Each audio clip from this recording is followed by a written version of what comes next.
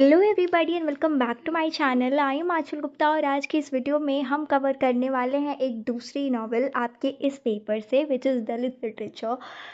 Because हमने most of the part इस paper का कर लिया है, तो अगर आपने नहीं देखा है तो प्लीज़ आप चेकआउट कर सकते हो मेरे चैनल को। और इस वीडियो में हम जो नॉवल कवर करने वाले हैं इसका नाम है grip of change and it's a Tamil novel जो कि एक तमिल दलित वुमेन के द्वारा लिखा गया है and her name is P Sivakami.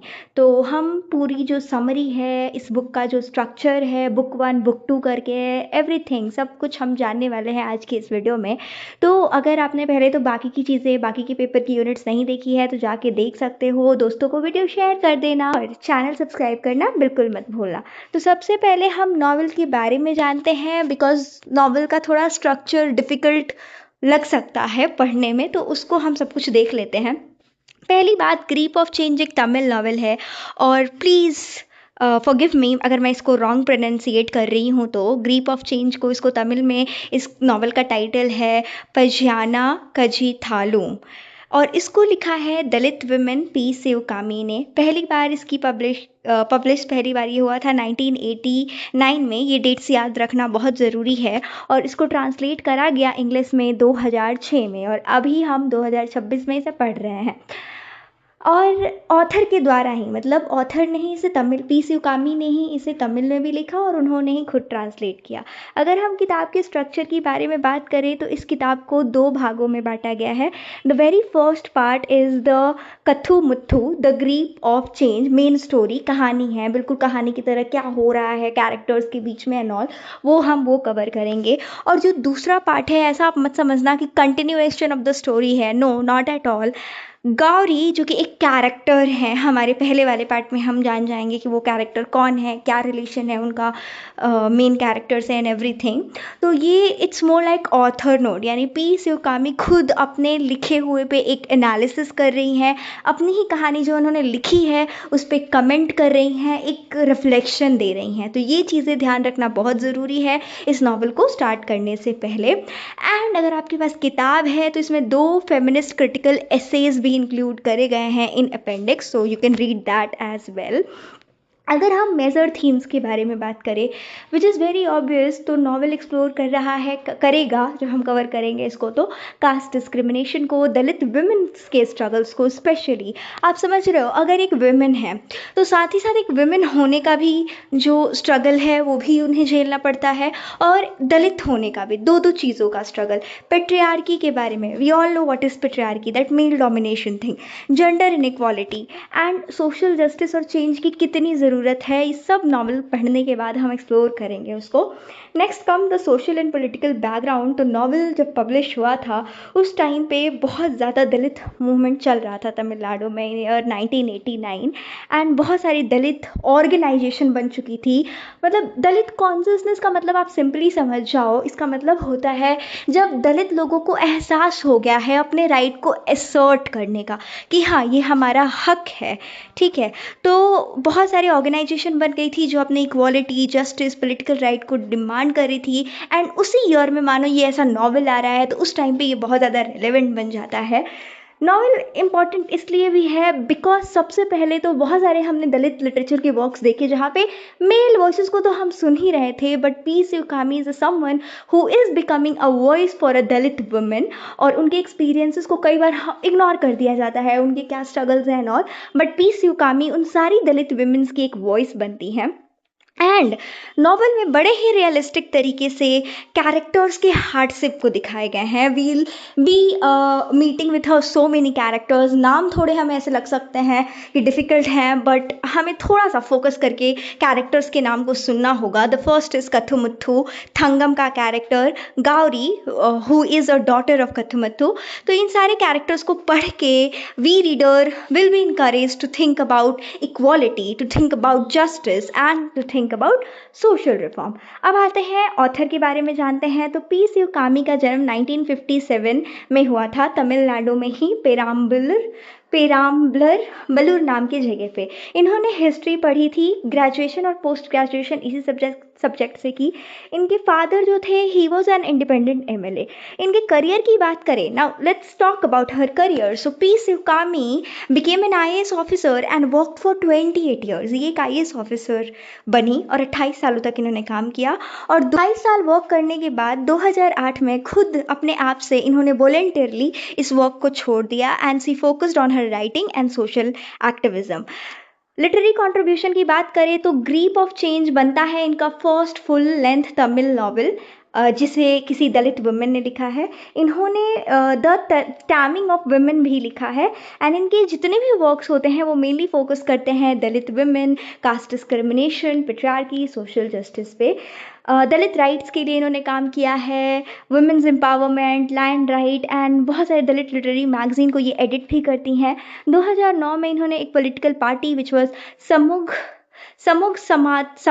समथुआ पढ़ाई विच इज समुग समथुआ पढ़ाई, इन्होंने ये स्टार्ट किया इंस्पायर्ड बाय भीमराव अंबेडकर। और ये लोकसभा इलेक्शन की कॉन्टेस्टेंट भी बनी from Kanyakumari as a BSP candidate. तो पी शिवकामी एक अच्छी एक राइटर, एक एक्टिविस्ट और एक फॉर्मर आईएएस ऑफिसर हैं। और इनकी जो बोल्ड राइटिंग है वो कहीं ना कहीं कास्ट डिस्क्रिमिनेशन को, पेट्रियार्की को चैलेंज करती है। और इनका मानना है कि literature can bring social awareness. Literature is not just only for we are reading, we are entertaining, no, it can become a part और it can bring social awareness, equality and positive change. अगर हम दलित literature के बारे में बात करें तो इसके बारे में मैंने आपको जूठन वाले वर्क में भी बताया था कि एक ऐसा लिटरेचर है जहाँ पे दलित राइटर्स दिख रहे हैं, एक्सपोज कर रहे हैं उन सारी रियलिटीज़ को जो दलित के लोग फेस करते हैं। दलित का मतलब भी हमने देखा था मीन्स ब्रोकन, मीन्स ऑपरेस्ड। और ये लिटरेचर का एक ऐसा पार्ट है जो वॉइस बनता है उन सारे सफ़रर्स का, उन सारे दलित कम्युनिटी के लोगों का। And the term was use by Jyotibai Phule and इसको भीमराव अम्बेडकर ने पॉपुलराइज करा था। अब दलित लिटरेचर के ये सब कुछ मेन थीम्स होते हैं, we already know about it. And अगर हम दलित लिटरेचर के पर्पस के बारे में बात करें तो अभी तक इतने सारे वर्क्स पढ़ने के बाद हमें समझ में आ गया है कि उन सारे ही इनजस्टिस को, कास्ट डिस्क्रिमिनेशन को, कास्ट सिस्टम को और दलित के लोगों में एक अवेयरनेस क्रिएट करता है।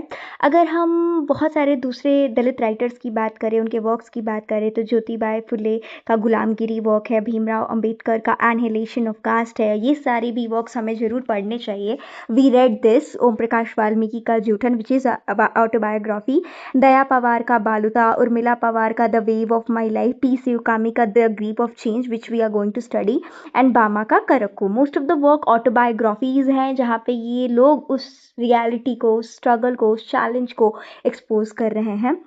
अगर हम दलित लिटरेचर तमिलनाडु में अगर हम देखें कि कैसा था तो it also grew strongly in Tamil Nadu. Periyar Dravidian movement opposed caste discrimination and Brahmin dominance, तो ये चीज़ एक हुई वहाँ पे। कुछ राइटर जैसे पी शिवकामी जैसे राइटर, बामा जैसे writer, these writer focused on the lives of struggles of Dalit women. And Tamil Dalit literature जो है वो equality, self respect, social transformation को बहुत ज़्यादा प्रमोट करता है। Now finally we are coming to the main story. उससे पहले नॉवल को और ईजियर बनाने के लिए जितने भी कैरेक्टर्स हैं, सबसे पहले मैं एक इंट्रोडक्शन प्रोवाइड करूँगी आपको कैरेक्टर्स को लेके, बिकॉज जैसा मैंने बोला नाम थोड़े हमें हार्ड फील हो सकते हैं बिकॉज थोड़े अलग से नाम है, बट हम अगर उसको फोकस करके देखें, ध्यान से समझें तो इतने भी हार्ड नहीं है। तो इसीलिए सबसे पहले मैं कैरेक्टर स्केच को लेके आई हूँ, फिर हम कहानी को कवर करेंगे। Very first character we have is Kathamuthu का कैरेक्टर, और ये एक मेन कैरेक्टर है इस पूरे नॉवल में and he is a leader जो कि पुलियार विलेज में रहते हैं। इनके बारे में अगर हम बात करें तो he is very strong, bold and influence. ये दलित लोगों की मदद करते हैं अगर उनके साथ कुछ इनजस्टिस हुआ है तो जस्टिस पाने में। ये काफ़ी इंटेलिजेंट हैं और बहुत लोग इनकी रिस्पेक्ट करते हैं, बट साथ ही साथ इनके फ्लॉड नेचर को भी हमें इस नॉवल में दिखाया गया है। ये काफ़ी डोमिनेटिंग, प्राउड और मैनिपुलेटिव इंसान हैं और साथ ही साथ दलित हैं, बट देखो इनके अंदर भी क्या क्या चीज़ें हैं, ये पेट्रियार्कल वाली चीज़ें हैं। दूसरों की मदद तो करते हैं, थंगम नाम की हम एक कैरेक्टर को देखेंगे, उनकी मदद तो करते हैं, but later he being a male he also exploit that women. जो क्या रिप्रेजेंट रिप्रेजेंट कर रहा है इनके कैरेक्टर का दोनों साइड, स्ट्रेंथ और वीकनेस दोनों। तो वी हैव टू रिमेंबर एक कीवर्ड यही है कि ये हीरो है प्लस लीडर है, but he is morally flawed. Next character we have is Thangam. She is a young Dalit widow है, इनके हस्बैंड की डेथ हो चुकी है। कहानी में हम देखेंगे कि एक अपर कास्ट मैन जिनका नाम है परनज्योति उदायर, इन्होंने इन्हें एक्सप्लॉइट करा है, एब्यूज करा है, एंड ये मदद मांगने आती हैं कथमुत्थु के पास।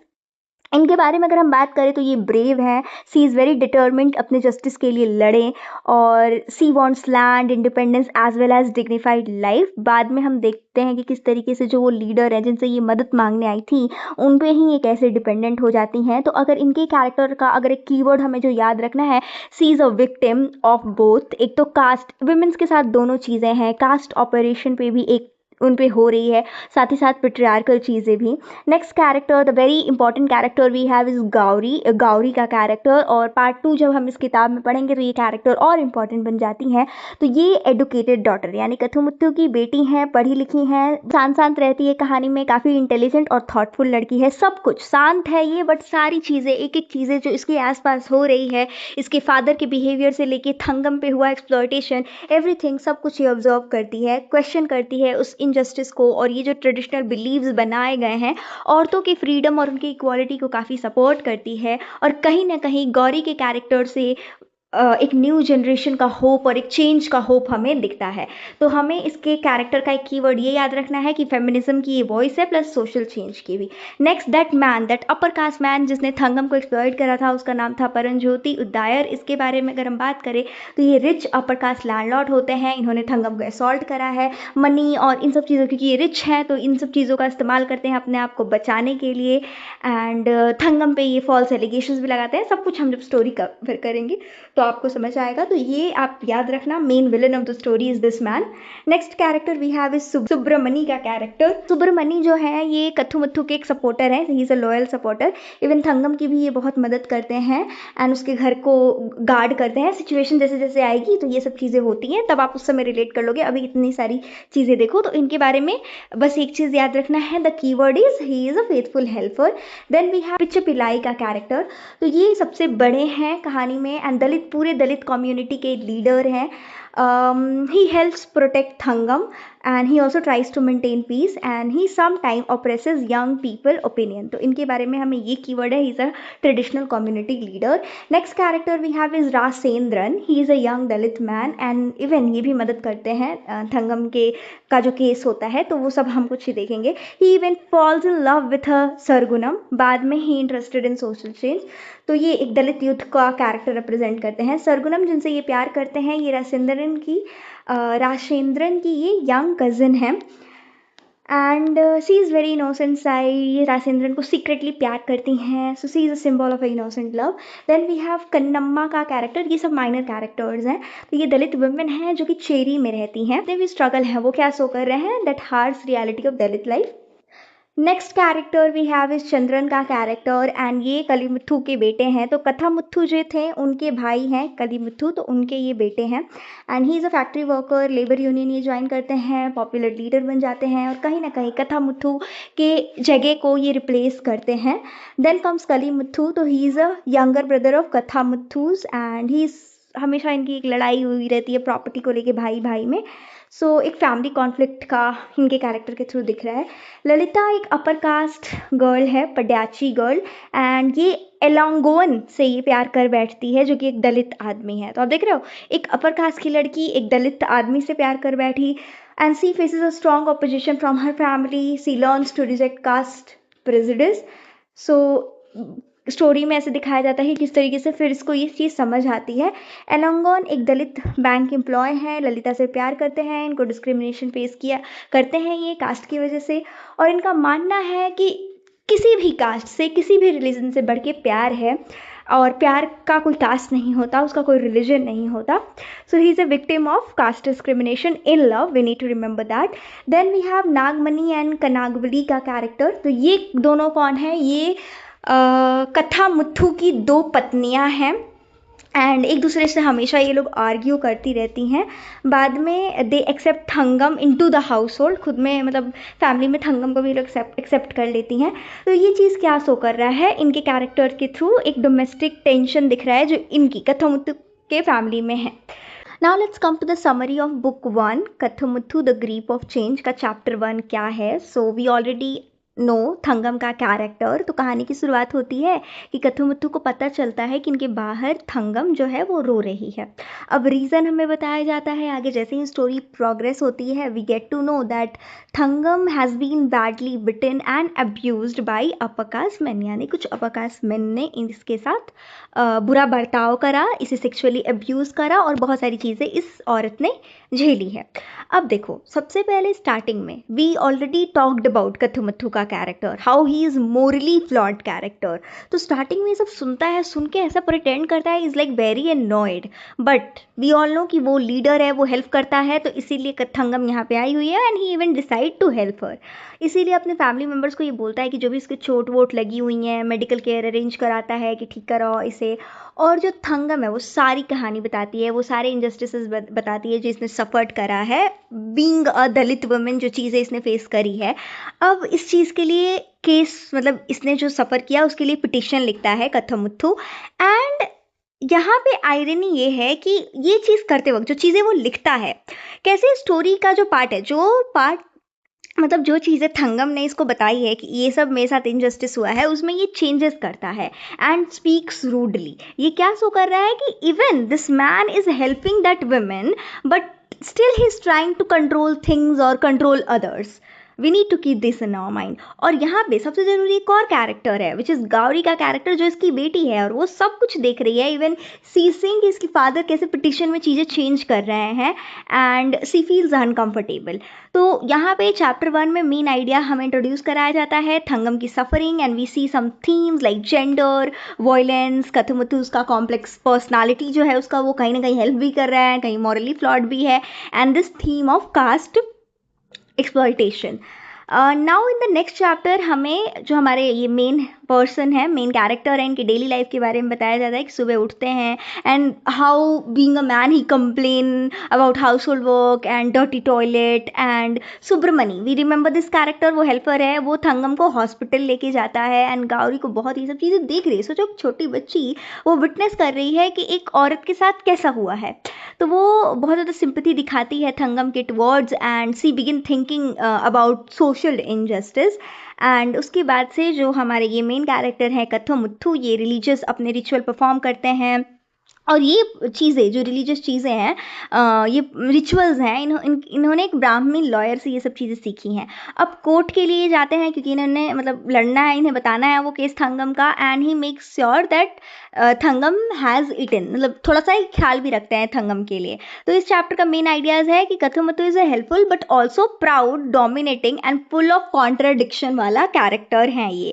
अब यहाँ पे थोड़ा हमें इनके बारे में ज़्यादा बताया जाता है कि इनके बैकग्राउंड में बताया जाता है कि he is respected Dalit leader जो कि पुलियार विलेज में रहते हैं एंड बहुत लोग उन्हें एडमायर करते हैं। और बहुत लोग ऐसे भी हैं जो सोचते हैं कि ये काफ़ी एरोगेंट है, यानी दो पर्सनालिटी के लोग इन्हें इनके बारे में ऐसा ऐसा बोलते हैं। इनकी दो पत्नियां हैं, एक का नाम है नागमणि और दूसरे का नाम है कनागवली, और ये दोनों हमेशा झगड़ती रहती हैं। और इनका ना ही has a very complicated relationship with upper caste jeweller Naicker, इनके साथ एक बहुत कॉम्प्लिकेटेड सा इनका रिलेशन है। कास्ट डिस्क्रिमिनेशन के बावजूद भी जो ये पर्सनालिटी है, जो कथामुत्तु का कैरेक्टर है, he uses his intelligence as well as he influenced to solve people's problem. अपने इंटेलिजेंस का ये इस्तेमाल करते हैं और लोगों के प्रॉब्लम को सॉल्व करना चाहते हैं। इवन वी विल सी कि how he is also helping Thangam के केस में। तो यहाँ पे इस चैप्टर में मेन आइडिया है जहाँ पे हमें कथामुत्तु को इंट्रोड्यूस कराया जा रहा है, इस कैरेक्टर का इंट्रोडक्शन दिया जा रहा है, that he is introduce as a strong but imperfect leader for a or of a Dalit community. Next chapter में बताया जाता है कि किस तरीके से विलेज जो है ना वो कास्ट के बेसिस पे कैसे डिवाइडेड है। तो अब कहानी का जो शिफ्ट है वो अभी तक कैरेक्टर के बारे में बताया जा रहा था, अभी गांव जो हमारा विलेज है दैट्स पुलियार विलेज, इसके बारे में बताया जा रहा है कि किस तरीके से जो पुलियार विलेज है ना ये डिवाइडेड है। अपर मेन विलेज जो है ना वो अपर कास्ट लोगों से भरा हुआ है। And this settlement if you remember we saw a women from this place. अभी जब मैं कैरेक्टर का इंट्रोडक्शन दे रही थी तो चेरी जो को इस जगह का नाम इन लोगों ने चेरी रख दिया है जो कि दलित सेटलमेंट है। तो आप ख्याल रखना, ये चीज़ ध्यान रखना कि कहानी का फोकस अब चला गया विलेज पे। अभी तक हम कैरेक्टर के बारे में बात कर रहे थे एंड कहानी का जो मेन हिस्सा है वहाँ पे अपर कास्ट रखते हैं, मतलब विलेज के इस मेन हिस्से में। एंड दलित सेटलमेंट को चेरी कहा जाता है। और थंगम का जो ये असॉल्ट हुआ है, मतलब ये जो केस बाहर निकल के आया, कहीं ना कहीं पूरे गांव में इस चीज़ ने थोड़ी खलबली मचा दी। Police begin investigating in the case and जो अपर कास्ट इंसान है we already know that man Paranjothi Udayar, इसने ही ये सब काम किया है। अभी डरने लगता है, अब इसको डर है अपने रेप्यूटेशन का, बिकॉज ये एक रिच वेल्दी अपर कास्ट मैन है और कोई ऐसा इल्ज़ाम इस पे लगाए कि तुमने एक्सप्लॉइट करा एक दलित विमेन को, तो अपने रेप्यूटेशन को खो ना दे, इस चीज़ के लिए डर रहा है। इवन दो थंगम विक्टिम है, बट यहाँ पे देखो औरतों पे क्या चीज़ें बीतती हैं। कई बार यहाँ पे पीस कामी sowing she is becoming a voice for a Dalit woman, for a women actually. she is showing कि किस तरीके से victim थंगम है बट सोसाइटी जो है वो ट्रीट ऐसे कर रही है मानो she is the one who is guilty, she is the one जो इस प्रॉब्लम का रीज़न है and she is the one जिसकी वजह से ये सब हो रहा है। तो मेन आइडिया ये है कि ये पूरा चैप्टर एक्सपोज कर रहा है कास्ट डिस्क्रिमिनेशन को और अनइक्वल जस्टिस को। नेक्स्ट चैप्टर में कथुमुतु के इन्फ्लुएंस के बारे में बताया जाता है कि एक शाम क्या होता है कि विलेजर जो है वो कथुमुतु के घर आते हैं, ऐसे बैठे हुए मान लो सभा बैठा के, and they drink little arrack, he become talkative, मतलब कुछ ऐसा ड्रिंक करके इस पर थोड़ा वो हो जाता है। कथुमुतु का जो कैरेक्टर है बहुत ज़्यादा बोलने लगता है एंड वहाँ पे जितने भी गांव के लोग आए हुए हैं अपने नॉलेज को बताता है ये खुद को, मतलब बहुत ज़्यादा ये दिखाते हैं कि जैसे मान लो ये इन्हें कितना ज़्यादा नॉलेज है हिस्ट्री और रिलीजन के बारे में, और anyone who disagree with him उसको वो इंसल्ट कर देते हैं। अब देखो villager come asking for a help with different problem, क्योंकि इनको माना जाता है ये दलित कम्युनिटी के लोगों की मदद करते हैं, तो अलग अलग विलेजर्स आते हैं इनके पास मदद मांगने के लिए। गौरी जो कि डॉटर है किनकी, इनकी कथुमुतु की, वो अपने फादर के बिहेवियर को ना ऑब्जर्व करती है। अब यहाँ पे आप इस छोटी सी बच्ची के ऑब्जर्वेशन का हम कमाल देखेंगे इन बुक 2। और अभी बस इतना ध्यान रखो कि सब कुछ ये देख रही है, मतलब एक साइलेंट ऑब्जर्वर है ये। सो यहाँ पे इस चैप्टर का मेन आइडिया है that Kathumuthu is shown as an intelligent but also dominating leader जो अथॉरिटी को इंजॉय करता है। नेक्स्ट चैप्टर में कहानी प्रोग्रेस होती है। पुलिस जो है वो परंज्योति उदायर के घर जाती है, उनको लगता है कि थंगम पे आपने ही एक्सप्लॉयटेशन करी है, और ये आदमी परंज्योति उदायर झूठ बोलता है एंड बोलता है कि थंगम जो है वो झूठे इल्ज़ाम लगा रही है। His brother Perumal suggest filing the false theft case against Thangam. अब तो एक थोड़ा मूवी वाला सीन यहाँ पे आ गया। इनके भाई ने, मतलब ये परंज्योति उदायर के भाई हैं, उनका नाम है पेरुमल, और वो एक आइडिया सजेस्ट करते हैं, एक काम करो इसने तुम पे ऐसा इल्ज़ाम लगाया, हम उल्टा कर देते हैं, उस पर ही हम एक इल्ज़ाम लगा देते कि चोरी कर रही थी, इसने चोरी किया है। और ये इन लोगों ने ऐसा प्लान बनाया और कहीं से कथुमुतु को ये प्लान के बारे में पता चल जाता है कि ये लोग ऐसा झूठा इल्ज़ाम लगाने वाले हैं थंगम पे। इसीलिए आपको याद हो सुब्रमणि का कैरेक्टर, वो हेल्पर, वो लॉयल बंदा किसका, कथुमुतु के साइड का है and he helps Thangam as well. वो जाता है थंगम की फैमिली को वार्न करता है, इवन वो कुछ मनी का भी अरेंजमेंट करता है उन लोगों को बचाने के लिए। तो यहाँ पे इस चैप्टर का मेन आइडिया है कि किस तरीके से अपर कास्ट लोग अपनी गलतियाँ कर देते हैं, they do things, they do corruption, but अपने पावर का वो इस्तेमाल करते हैं इन सब चीज़ों को बचने के लिए। And also we saw how this leader Kathumuthu is trying to help Thangam. Next chapter में जो सुब्रमणि है वो पहुंच जाते हैं Puliyar at midnight and he learns that upper caste plan to secretly plant a stolen money inside a Thangam's hut. ये काम उनका ये प्लान है कि ऐसा जाके उसके घर पे रख देना है और फिर हम इल्ज़ाम लगा देंगे। And then at that time Subramani बहुत दिमाग से काम लेते हैं एंड बहुत सारे दलित मैन को ये गैदर करते हैं and they spend the whole night guarding her house. पूरे हमने देखा था ना जब कैरेक्टर स्केच देख रहे थे कि कैसे ये जो लोग थे, कुछ दलित मैन, यंग लोग, थंगम की इन लोगों ने कैसे मदद करी थी, तो गार्ड करके कि कोई आके ऐसे पैसे रख के ना चला जाए और फिर झूठा इल्ज़ाम लग जाए। फिर कुछ सस्पिशियस आदमी इवन आए अराइव बिफोर सनराइज, बट ऐसा कुछ देख के कि उन्हें कोई नोटिस कर रहा है, they run away after being noticed. And the Dalit community, यहाँ पे मेन आइडिया इस चैप्टर में यही है कि देखो कैसे दलित की कम्युनिटी एक साथ जुड़ के उन लोगों ने अपर कास्ट के अगेंस्ट खड़े हुए हैं, and even they protect Thangam for another injustice. मतलब फिर से तो एक दूसरा इनजस्टिस हो जाता ना, तो ये मिलके यूनिटी के साथ इन लोगों ने ये काम किया। नेक्स्ट चैप्टर में क्या होता है, टेंशन बिटवीन कास्ट इंक्रीजेस, यानी अब क्योंकि क्या हुआ है, कहानी में आ गया है ट्विस्ट और अपर कास्ट हो गई है फेल। यानी इनका जो प्लान था कैसे हम पैसे उसके घर में रख देंगे, चोरी का इल्ज़ाम लगा देंगे, ऐसा पूरा नहीं हुआ, जिसकी वजह से वो बहुत ज़्यादा गुस्सा हो जाते हैं सारे अपर कास्ट के आदमी, और वो एक मीटिंग बुलाते हैं और उसमें वो डिसाइड करते हैं कि हम क्या करेंगे, ये दलित बड़े ही आगे बन रहे हैं, तो हम क्या करेंगे, हम इनको एम्प्लॉयमेंट नहीं देंगे, हम इनके एम्प्लॉयमेंट को रोक देंगे। And instead they try to bring labourers from nearby village. मतलब हमें अगर दलित का तो ये क्या ही इस्तेमाल करते हैं, लेबर्स की तरह, तो कहते हैं कि हम इन्हें काम नहीं देंगे, अगर हमें लेबर की ज़रूरत है तो हम दूसरे विलेज से मंगा लेंगे। And everyone prepares for a larger conflict between two communities. अब then in chapter 9 we see that how villagers see young Dalit man guarding Thangam house. Next chapter में भी अभी भी वो थंगम के हाउस को गार्ड कर रहे हैं, द दलित यंग मेन्स। ये चीज़ क्या शो कर रहा है कि कैसे वो साथ में खड़े हैं, एक दूसरा इंजस्टिस होने से रोक रहे हैं। And they openly oppose the injustice done to her, कि क्या हुआ है, इसको एक्सप्लॉइट करा गया है, एक हमारे दलित वुमेन को एक अपर कास्ट के आदमी ने एक्सप्लॉइट करा है। And even upper caste people try to stop Dalit from getting work, Dalit women demand fair wages, respect for their labour. Community leader, इनके बारे में भी हमने पढ़ा था, पिच्चा पिल्लाई, ये चाहते हैं कैसे कम्युनिटी, ये जो है ना लड़ाई ना हो अपर कास्ट के बीच में, दलित कम्युनिटी के बीच में, तो ये एक शांति मेंटेन करके रखना चाहते हैं। Same time preparation for Mariamman festival continue, यहाँ का एक फेस्टिवल है और ये सब चलो कॉन्फ्लिक्ट चल रहा है, इसकी तैयारी भी होती है। नाउ इस चैप्टर का मेन आइडिया यही है that Dalit community begin to show unity, courage and resistance against this injustice. Next chapter में जो ये कॉन्फ्लिक्ट है, मान लो हर जगह फैल गया है कि ऐसा ऐसा हुआ है, र्यूमर्स फैल है कि अपर कास्ट के आदमी को दलित सेटलमेंट के लोगों ने ऐसा भगाया, उनके कम्युनिटी से चेज करा। एंड इस बात को सुन के मतलब गलत गलत तरीके से ये पहुंच जाता है, र्यूमर पूरा फैल जाता है, और जितने भी अपर कास्ट के लोग हैं ये बात सुन के बहुत ज़्यादा गुस्से में आ जाते हैं। वो तो बिल्कुल मना कर देते हैं कि हम दलित वर्कर्स को कोई काम नहीं देंगे, स्मॉल जो फार्मर्स हैं उनकी तो कोई गलती नहीं है, बट वो सबसे ज़्यादा सफ़र कर रहे होते हैं इस कास्ट कॉन्फ्लिक्ट की वजह से। और जो रिच अपर कास्ट लैंडलॉर्ड्स हैं, they try to hire labourers from other village. मतलब जब ये कॉन्फ्लिक्ट ऐसा बढ़ चुका है, उसके बाद इसी बीच में एक दूसरा एग्जाम्पल हमें स्टोरी में कास्ट प्रेजुडिस का बताया जा रहा है कि ललिता एंड इलोंगन, ये दोनों एक दूसरे से प्यार करते हैं। We saw about their character, we learn that Ilongan is a Dalit man, Lalitha is a Brahmin girl. And किस तरीके से कास्ट इस चीज़ को भी कंट्रोल कर रहा है, मतलब दो प्यार करने वाले लोग भी कैसे अलग हो रहे हैं।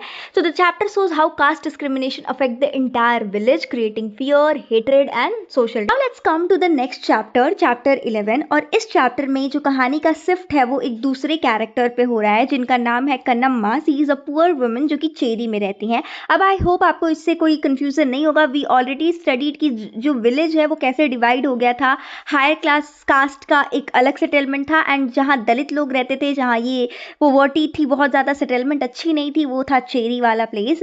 एंड इनके बारे में बताया गया है कि इनकी आंखें बहुत कमज़ोर हैं, ये कैसे कैसे मतलब बहुत मजबूरी वाली लाइफ है, बहुत गरीबी वाली लाइफ है, खाने को नहीं है, पीने को नहीं है, पैसे नहीं है, कुछ जो पैसे थे वो चोरी हो गए हैं, और ये कैसे कैसे अपने बच्चों का बहुत स्ट्रगल करके ध्यान रखती हैं। एक बार तो ऐसा भी हुआ कि इन्होंने किसी से पानी मांगा, दूसरी औरत से उन्होंने मना कर दिया, इन्हें पानी नहीं दिया। तो इनकी जो एवरीडे लाइफ है वो पॉवर्टी से भरी हुई है, ह्यूमिलिएशन से भरी हुई है। तो ये चैप्टर वही हाईलाइट करता है that daily hardship of a Dalit life और दलित वुमेन। अगले चैप्टर में बताया जाता है हमें कि अचानक से जो चेरी वाला एरिया है वहाँ पे आग लग जाती है, और उसी आग में जो इनका घर है, इनका जो झोपड़ी है वो भी जल जाता है, साथ ही साथ दूसरे घर भी जल जाते हैं। इसकी वजह से बहुत सारी फैमिली की घर जो है उनका मतलब घर उनका जल जाता है, घर ख़त्म हो जाता है, कोई सब कुछ वो लूज़ कर देते हैं।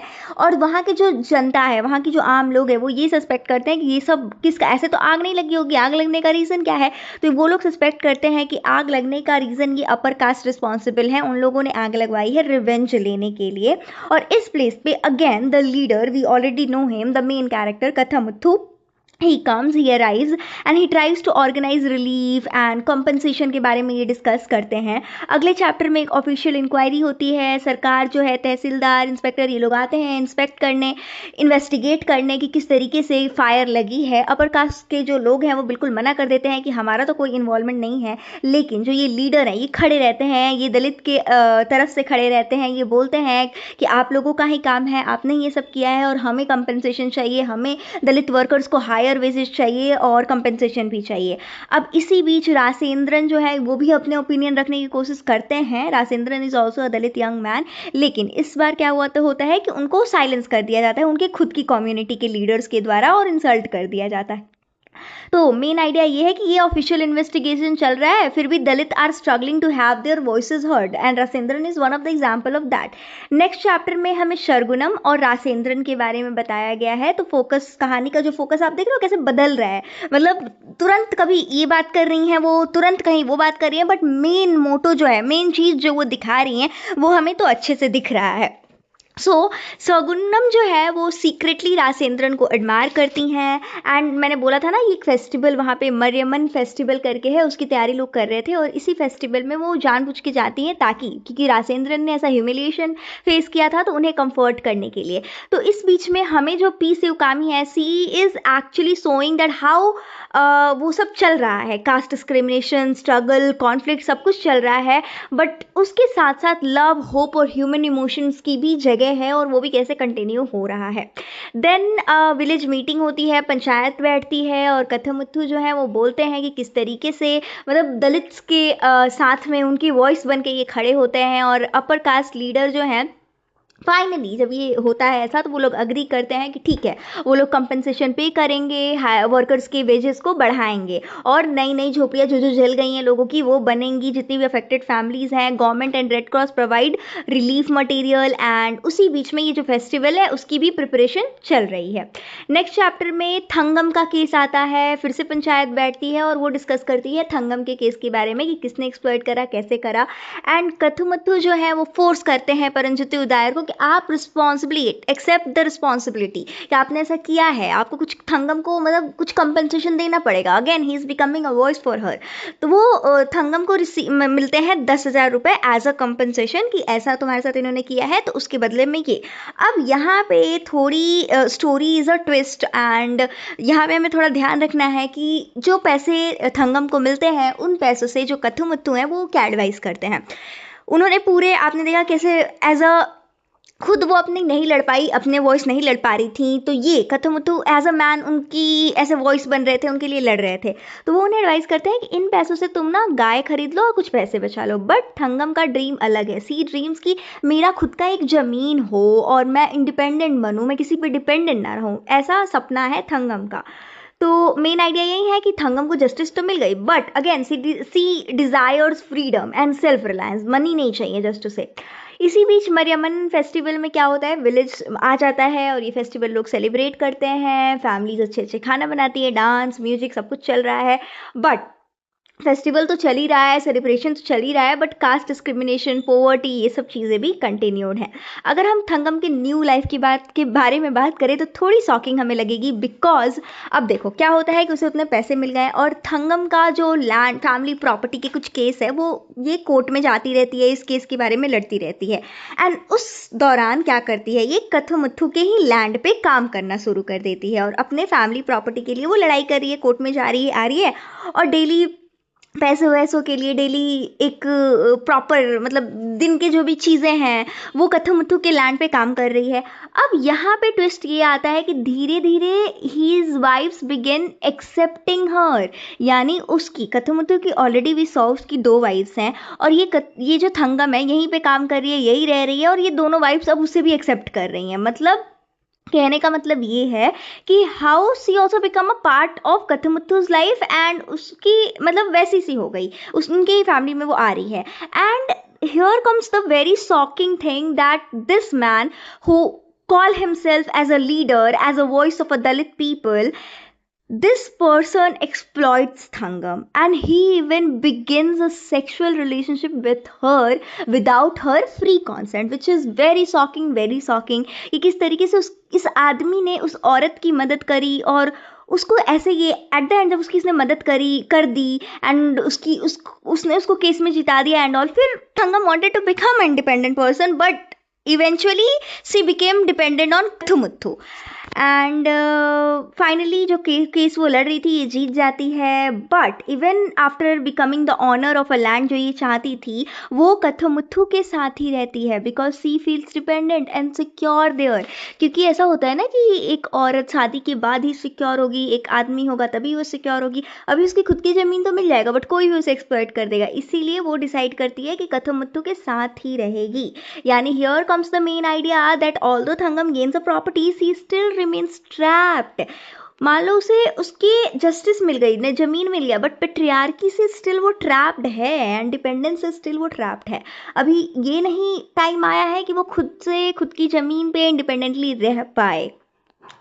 Now in the next chapter हमें कथुमुथु और उनके भाई के फैमिली प्रॉपर्टी के इशू के बारे में बताया गया है that how he demands the younger brother demands half of the house and Kathumuthu argues that he sacrificed much more for the family, but both brother accuse each other of selfishness. And उसके बाद से finally हमें next chapter में दिखाया जाता है कि इनकी प्रॉपर्टी की जो डिस्प्यूट है वो सॉल्व हो जाती है एंड कलीमुथु को एक छोटा सा, मतलब कथुमुथु अगेन यहाँ पे कथुमुथु जो है अगेन उनको ज़्यादा मिल जाता है और इनको छोटा सा शेयर मिल जाता है। इनके बेटे हैं चंद्रन एंड ये वर्क करते हैं, मतलब बाद में जब ये बड़े होते हैं he started working in a rice mill and at that time Chandran notice करते हैं पुअर वर्किंग कंडीशन जो लोगों की है वहाँ पे, दलित जो लेबरर्स हैं वो कैसे रह रहे हैं एंड इनके साथ मिलके जितने भी बाकी के वर्कर्स हैं वो एक लेबर यूनियन बनाते हैं for a demand for a better right. तो अब कहानी की शिफ्ट जो है वो कास्ट इश्यूज से शिफ्ट हो रही है to worker rights and labour movement. Next chapter में ललिता और इलोंगन के बारे में बताया गया। इनके बारे में हम थोड़ा सा ऑलरेडी जान के आ रहे हैं कि किस तरीके से ललिता एक ब्राह्मण गर्ल है, इलोंगन एक दलित मैन है और ये लोग एक दूसरे से प्यार करते हैं। तो इनकी फैमिली कैसे इन लोगों को स्टॉप करती है मिलने से, आर्ग्यूमेंट्स होते हैं बहुत ज़्यादा, बट ये दोनों ही प्रॉमिस करते हैं कि कास्ट डिस्क्रिमिनेशन से ये लोग लड़ेंगे। अब हमें नेक्स्ट चैप्टर में चंद्रन, यू रिमेंबर, देखो please don't be confused here. I know the video is also going to be very long but I'm still trying to make it in a detailed way कि कहीं भी कुछ भी चीज़ ना छूटे। तो कथुमुथु and Kalimuthu these two are brothers, ठीक है। अब लड़ाई हुई इनमें, इनको मिला छोटा शेयर और इनके ही बेटे हैं चंद्रन। अब ये बनते हैं मेन लीडर। इनके फादर के डेथ के बाद he deeply involve in labour union activities, इन्हें पॉपुलैरिटी भी मिल जाती है, वर्कर्स के लिए ये सही से काम करते हैं। We saw Kathumuthu is a leader. He tried to become a voice for a Dalit person, but still he is morally flawed. जो कि ये नहीं है, जो कि चंद्रन नहीं है। He believes in equality and democratic leadership, and his influence slowly become greater than Kathumuthu's. तो यहाँ पे मेन आइडिया यही है that a new generation of leadership begins to replace the old. पहले उनका था, अब ये चंद्रन का कैरेक्टर आ गया। इन द नेक्स्ट चैप्टर हमें चंद्रन के वेडिंग के बारे में बताई जाती है कि किस तरीके से अब पूरा गांव मिलके उसके शादी को सेलिब्रेट करता है एंड इस टाइम पे कथुमुथु ये एक्सपेक्ट करते हैं कि मैं अभी भी लीडर रहूँगा। आप देख रहे हो he has that authoritative quality, मतलब ये लीडर तो थे बट हमने इनको देखा ना कि इनके कितना फ्लॉड नेचर है। चंद्रन बिल्कुल अपोजिट है, वो लोगों के लिए काम कर रहा है। इन्होंने एक्सपेक्ट किया था कि लोग मेरी मदद मांगेंगे, मुझे ही लीडर समझेंगे, बट जितने भी यूनियन मेंबर्स हैं they organise the wedding without depending on this man who is Kathumuthu. इनको लग रहा था कि लोग मेरे पे ही डिपेंडेंट होंगे एंड एक क्या होता है कि शादी के दौरान ही एक डिसएग्रीमेंट हो जाता है सेरेमनी में एंड एट दैट टाइम हमें दिखाया जाता है कि चंद्रन कितने अच्छे लीडर हैं।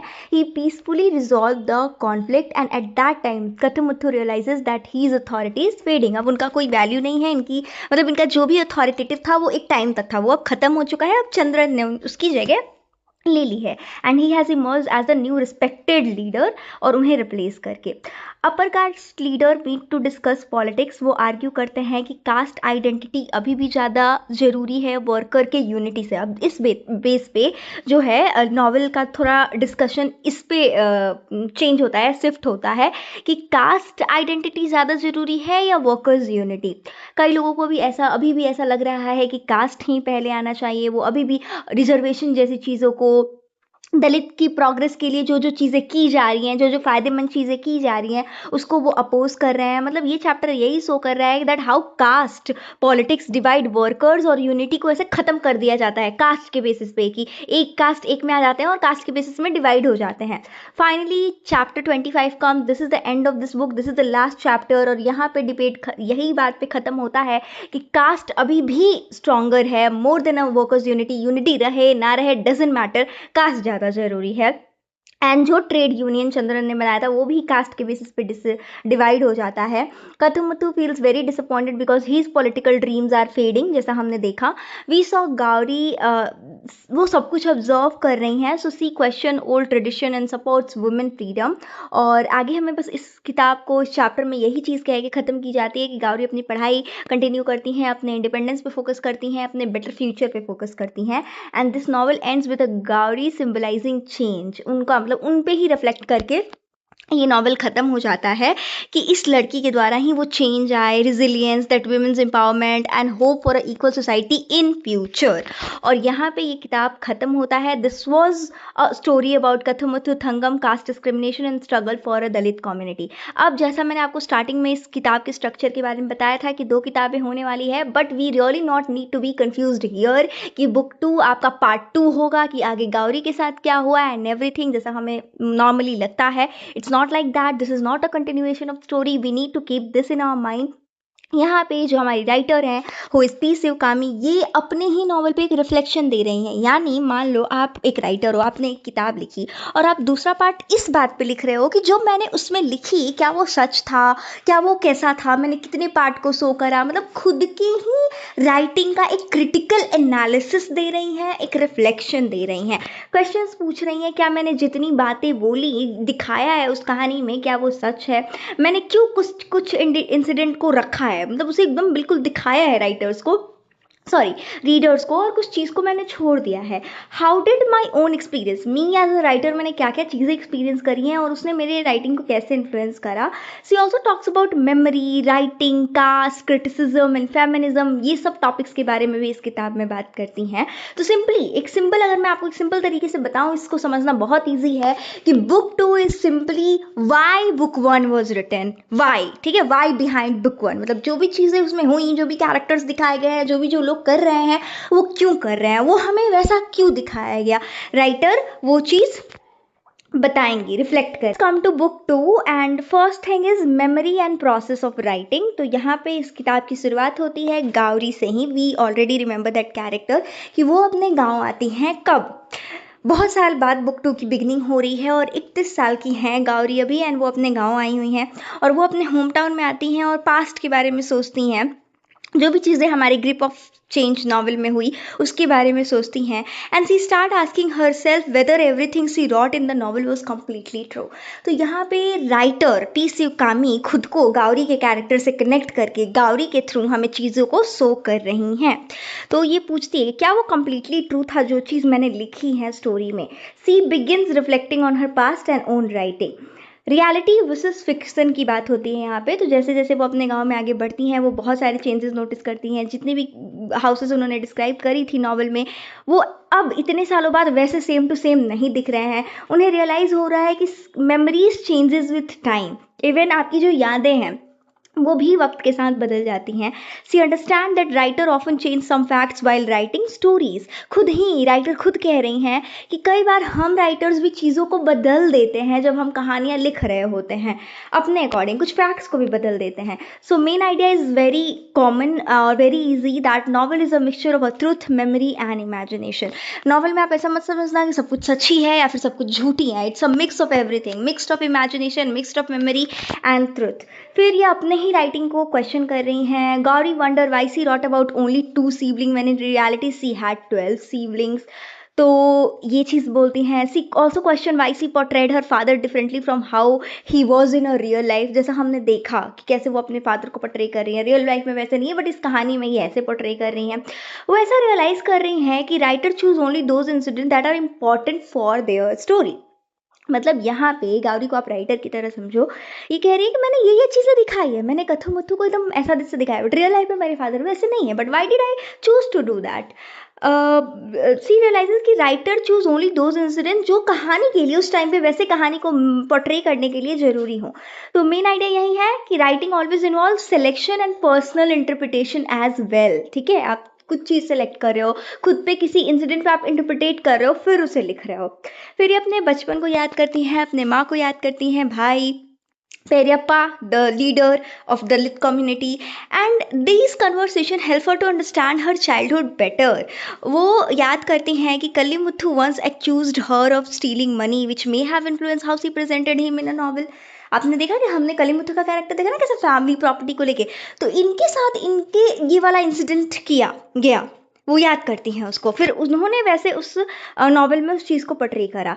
वो परियम्मा को भी रिमेंबर करती हैं, who lived as a companion of an upper caste man. And main idea है that personal experiences and emotion influence author writing, which is very common thing कि ऑथर ने, मालूम आप एज अ ऑथर रह के सोचो, मैं एज अ ऑथर रह के सोचूं कि मैं कल को कुछ भी लिखूंगी उसमें मैं वही सारे इंसिडेंट डालूंगी जो मेरे साथ, मतलब किसी टॉपिक पे लिख रही हूँ, तो what I have experience I will really try to include that. So that is very thing, हम अपने पर्सनल एक्सपीरियंस को, इमोशन को राइटिंग में वो चीज़ हो ही जाएगी, हम ना भी चाहें तो वो इन्फ्लुएंस हो जाएगी, यही मेन आइडिया है। नाउ नेक्स्ट क्वेश्चन इज कि उन्होंने कास्ट पे बहुत ज़्यादा फोकस क्यों करा राइटर ने। So she ask herself why she focus mainly on this thing which is caste exploitation, caste oppression and sexual violence जो नॉवल में हमें दिखाया गया है। Because she realises she ignored some family stories but gave more importance to caste issue. इन्हें ये realise होता है कि मैंने ना राइटिंग में बहुत सारी इंपॉर्टेंट इश्यूज को छोड़ा है, मोस्टली मैंने इन सब चीज़ों पे फोकस करा है। ये बिलीव कर रही हैं कि social problem affected her life the most, कहीं ना कहीं इसीलिए उन्होंने वो चीज़ लिखी है। यानी novel focuses on a caste because it deeply saved her experience. उनके साथ ऐसा हुआ because she faced that social exploitation, इसीलिए उन्होंने नॉवल में उस चीज़ पे ज़्यादा फोकस करा। She also remember a incident from college की एक कॉम्पिटिशन के टाइम किस तरीके से एक दूसरी स्टूडेंट को इंसल्ट कर दिया गया था उसे सीरियल कास्ट बिच कह के, and that competition has nothing to do with the caste. और कहीं ना कहीं इस इंसिडेंट ने उन्हें रिमाइंड करा दैट कास्ट डिस्क्रिमिनेशन हर जगह एग्जिस्ट करता है। तो इनकी ये सब पर्सनल एक्सपीरियंस थी जिन्होंने मोटिवेट करा इन्हें ये लिखने के लिए। Now finally she accept that memory is never perfect. Writer खुद को भी बोल रही हैं कि मैंने जो लिखा है हो सकता है कि कुछ इंसिडेंट सही नहीं हो, दैट्स जस्ट माई इमेजिनेशन। तो कभी भी मेमोरी आपकी कभी परफेक्ट हो ही नहीं सकती है।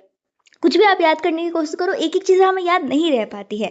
उन्हें ये समझ आता है कि हर एक राइटर रियल एक्सपीरियंसेस को, पर्सनल ओपिनियंस को और इमेजिनेशन को मिक्स करके लिखते हैं। हमें ना कई ये भी बात सिखाई जाती है, मैं भी ये चीज़ सीख रही हूँ और आपको भी ये सिखा रही हूँ कि हम कभी भी किसी किताब को पढ़ते हैं और किसी राइटर को पढ़ते हैं तो ऐसा नहीं हो जाना चाहिए कि 100% we are going to rely on that writer, what that writer is saying, हम उनकी बातों को मान ही ले रहे हैं।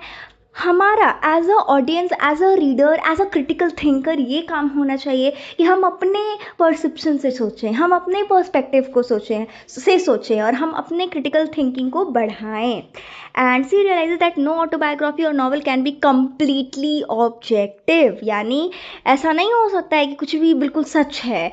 Writing is always influence by these thing.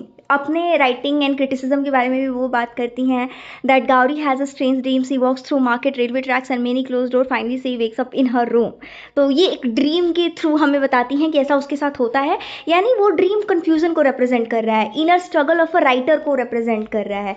Then see explain this another incident, a strange old man suddenly comes to her house, he says he has a cold friend, he was a close friend of her father, और वो advice करता है गौरी को कि तुम लिखना बंद कर दो, एक रिस्पेक्टेबल जॉब चुन लो। एंड उसका बिहेवियर काफ़ी रूड और डिसरिस्पेक्टफुल है जिससे गौरी को बहुत गुस्सा और इंसल्टेड फील होता है। तो इस चीज़ से ये इंसिडेंट्स होकर के वो बताना चाहती हैं society often discourage writer, specially women है और लिख रही है, अपने आप को एक्सप्रेस कर रही है, ओपिनियंस को बता रही है, सोसाइटी उसको रोकती है। फिर वो अपने फादर को रिमेंबर करती हैं that after stranger leave Gauri remembers her father. वो याद करती हैं, सी रिकॉल्स आस्किंग हिम, उनसे वो सवाल पूछती थी कि आप इतना अल्कोहल क्यों पीते हो। Instead of answering calmly her father, उस बात पे वो गुस्सा हो गए, इन्होंने इवन उनको इंसल्ट करा, थ्रेटन करा। तो मेन आइडिया यही है कि these painful memories explain why Gauri portrayed her father negatively in the novel. Now we got to know the main thing that why the writer represent Kathumathu as that, because इनके साथ ऐसा हुआ। So overall आपने देखा ना क्या main चीज़, आप ये बिल्कुल यहाँ पे कंफ्यूज मत होना। Simply book 2 is a reflection of her own story. खुद की राइटिंग का एक क्रिटिकल एनालिसिस मान लो वो दे रही हैं कि मैंने लिखा, मेरी राइटिंग उतनी सच भी नहीं है, मेरी राइटिंग मेरी मेमोरी, मेरे इमेजिनेशन और कुछ कुछ ट्रुथ पे डिपेंडेंट है। एंड खुद की राइटिंग का वो एक रिफ्लेक्शन दे रही हैं गौरी के कैरेक्टर के थ्रू, और गौरी के ही इंसिडेंट को बता के फिर वो जोड़ के बता रही हैं। So it is about author reflection on her own novel. It shows that writing जो है, जो मैंने वही बात सब बोली है यहाँ पे, वो सब बताया गया है। And book 2 is not about what happen next, it is about the author wrote why author wrote book 1 and what mistakes he thinks he made, उस राइटिंग में उन्होंने क्या मिस्टेक्स कर दी, and how writing itself become a journey of a self examination। खुद आप जब लिखते हो तो आप खुद को भी जज, मतलब खुद को राइटर जज कर रही हैं, वही चीज़ हमें यहाँ बताई जा रही है। And finally this book ends and I really hope कि आपको बुक 1 बुक 2 का जितना भी कंफ्यूजन है सब कुछ मैंने ईजिएस्ट वे में सॉल्व करने की कोशिश करी है। And really thank you for watching this. Bye.